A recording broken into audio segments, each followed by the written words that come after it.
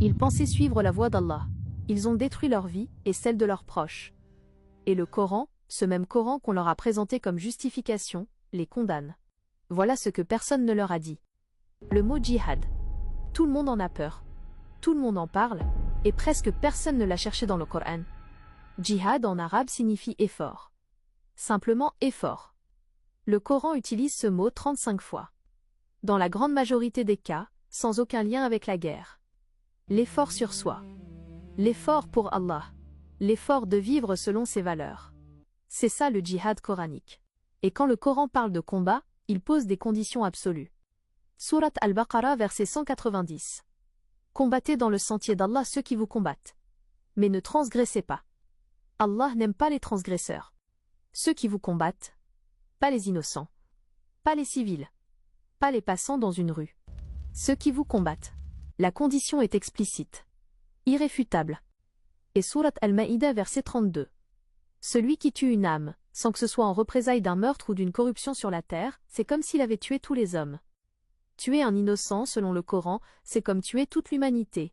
Alors comment des jeunes, souvent des convertis, finissent-ils par croire qu'Allah leur demande de tuer des innocents? La réponse est simple. On ne leur montre pas le Coran.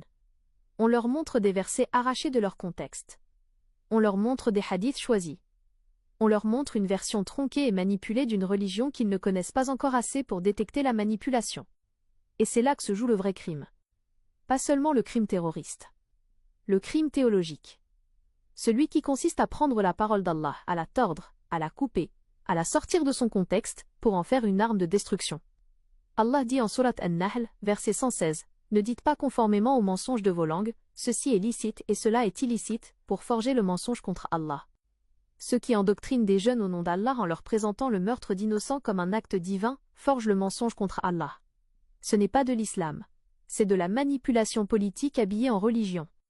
Et Surat Al-Baqarah, verset 256, nulle contrainte en religion. Allah lui-même dit qu'on ne force personne. Alors comment un Dieu qui dit nulle contrainte en religion ordonnerait-il d'imposer sa religion par la terreur et le sang? La réponse, il ne l'ordonne pas.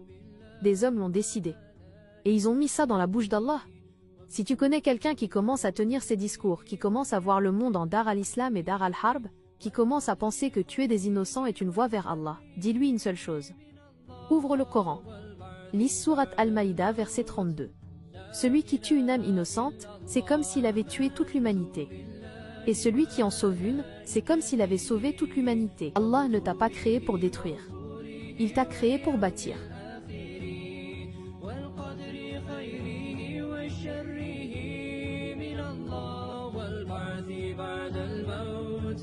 لا إله